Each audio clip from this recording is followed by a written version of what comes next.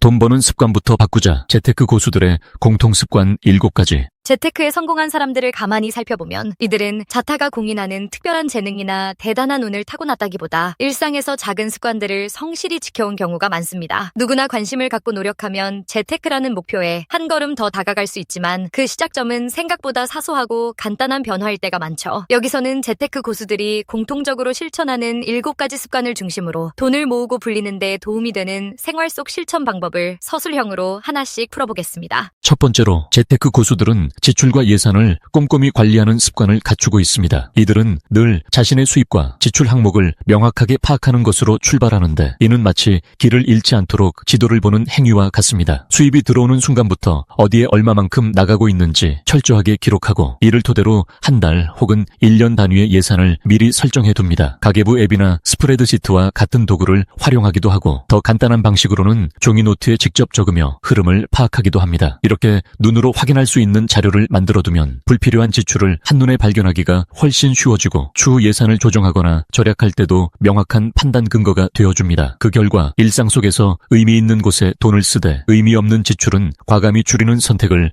훨씬 수월하게 하게 됩니다. 두 번째로 이들은 수입이 생기면 가장 먼저 저축이나 투자를 실행하는 습관을 길러놓았습니다. 많은 사람들은 이번 달은 지출이 좀 많았으니 남는 돈이 없네. 다음 달에는 꼭 저축해야지 라는 식으로 생각하는데 이렇게 하면 대부분의 경우 저축이 뒤로 밀려나거나 제대로 이루어지지 않습니다. 반면 재테크 고수들은 선저축 투자를 원칙으로 삼아 월급이나 기타 소득이 발생하는 시점에 자동이체를 통해 미리 일정 금액을 떼어둡니다. 이렇게 저축 혹은 투자 금액을 아예 우선순위로 빼두면 남은 돈으로 자연스럽게 생활비를 조정하게 됩니다. 처음에는 다소 빡빡하게 느껴질 수도 있지만 점차 적응하면 그만큼의 비용으로도 무리 없이 살아갈 수 있는 소비 패턴을 형성하게 되며 저축 잔고가 조금씩 늘어가는 걸 보면서 더 큰 동기부여를 얻을 수 있습니다. 세 번째로 빚을 줄이는데 상당한 에너지를 투자하는 태도 역시 재테크 고수들에게서 자주 발견됩니다. 이들은 부채가 단순히 한 번에 갚을 수 없으니 어쩔 수 없는 것이 아니라 매달 빠져나가는 이자 비용으로 인해 자신의 자산 증식을 방해하는 손실의 근원이라고 인식합니다. 그래서 여러 부채가 있을 경우 이자율이 가장 높은 것부터 집중적으로 상환하고 불필요한 신용카드 사용이나 카드론, 고금리 대출은 되도록 피하려고 노력합니다. 실제로 금리 부담이 큰 채무부터 순차적으로 줄여나가면 눈에 띄는 가계 부담 완화를 체감하게 되고 그렇게 확보된 자금을 다시 저축이나 투자에 활용해 자산을 키워나가는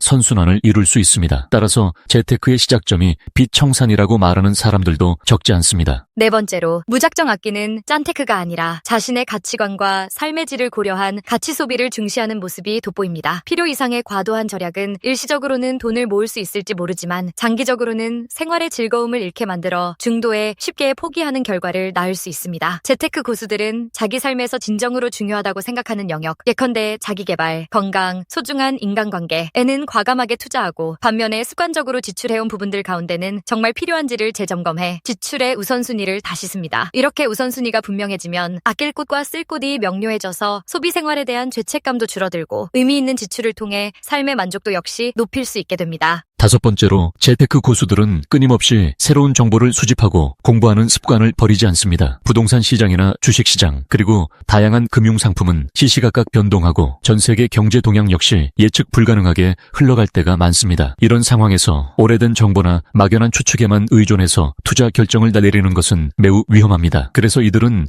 재테크 관련 도서, 유튜브 채널, 뉴스레터, 팟캐스트 등을 통해 꾸준히 지식을 업데이트하며 본인이 관심 있는 분야의 세미나나 강연에도 적극적으로 참여해 전문가 의견을 듣기도 합니다. 이렇게 정기적으로 자기 자신을 공부 모드로 만들어두면 시장 변화에 좀 더 유연하게 대응할 수 있고 최신 트렌드를 놓치지 않게 되어 장기적으로는 보다 안전하면서도 효율적인 자산 관리를 할 수 있게 됩니다. 여섯 번째로 위험을 적절히 분산하는 방법에 능숙합니다. 어떤 사람들은 주식 하나에 큰 돈을 몰빵하거나 아무 정보 없이 코인 투자에 올인하는 경우가 있는데 이는 잘 되면 큰 이익을 얻을 수 있지만 반대로 큰 손실로 이어지기 쉽습니다. 재테크 고수들은 주식, 채권, ETF, 부동산, 금, 심지어 해외 시장 등 여러 곳에 분산 투자를 해두는 편입니다. 이를 통해 특정 한 곳에서 손실이 발생하더라도 전체 자산의 위험을 줄이고 시장 변동성에 흔들리는 폭을 최소화할 수 있습니다. 분산 투자는 한 번에 끝나는 작업이 아니라 주기적으로 포트폴리오를 재점검하고 비중을 조절하는 과정을 거쳐야 하기에 꾸준한 관심과 학습이 뒤따르게 됩니다. 마지막으로 이들은 장기적인 시야를 갖고 지속적으로 실천할 수 있는 태도를 지니고 있습니다. 재테크는 한순간의 승부를 보는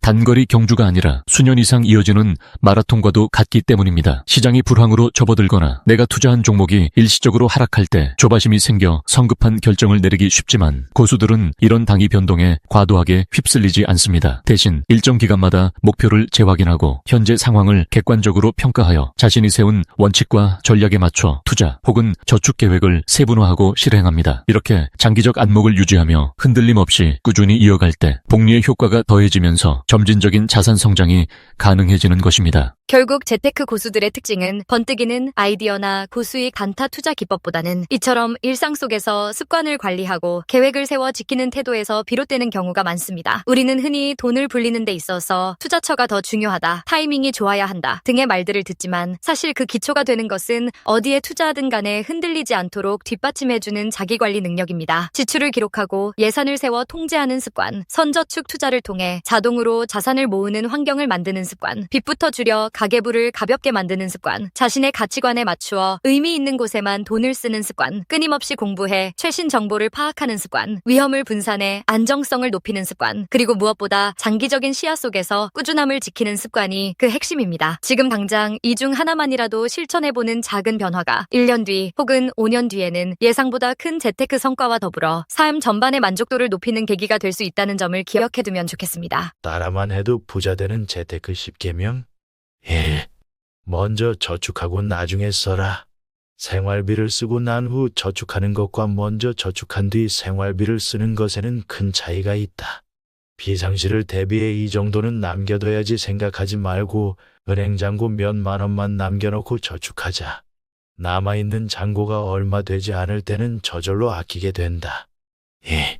싸니까 사도 괜찮겠지 하는 생각을 버려라. 싼 물건을 보면 덥석 사버리는 경우가 있다. 사고 나면 싸게 샀으니 돈 벌었구나 하며 좋아하게 되지만 싸게 샀어도 꼭 필요한 물건이 아니었다면 허튼 돈을 쓰게 된 것이다. 3. 절세 상품을 최대한 활용하라.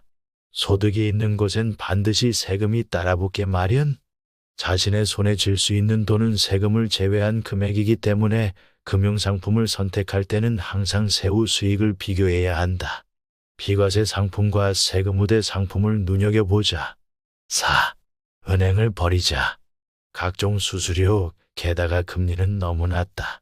세금 떼고 물가 상승률을 감안해보면 분명 실질금리는 마이너스다.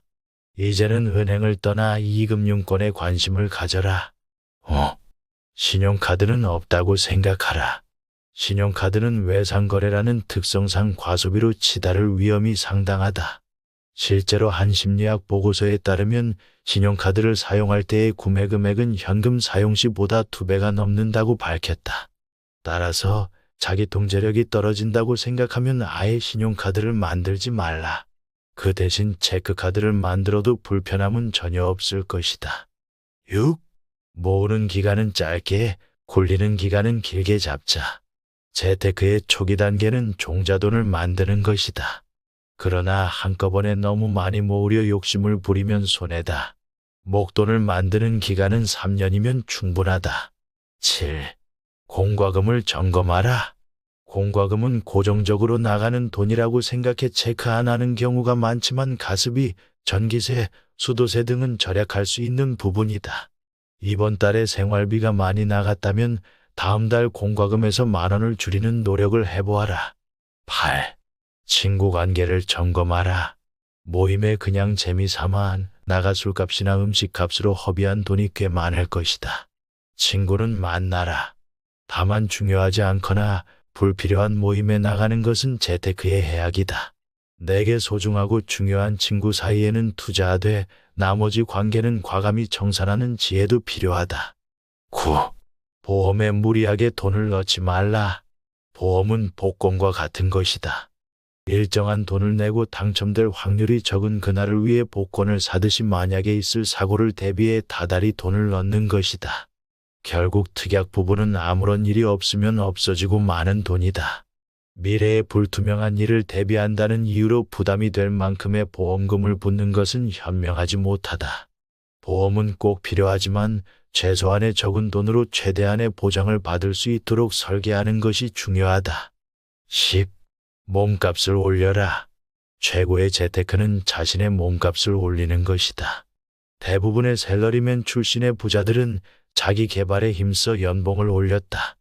그리고 이렇게 해서 목돈 만들기를 빨리 마칠 수 있었고 또 투자를 할 수 있었다. 강조하건대 재테크는 자기 개발과 함께 병행해야 하는 것이다. 아무리 아낀다 하더라도 월급의 10에서 20%는 자기 개발 비용으로 남겨두자.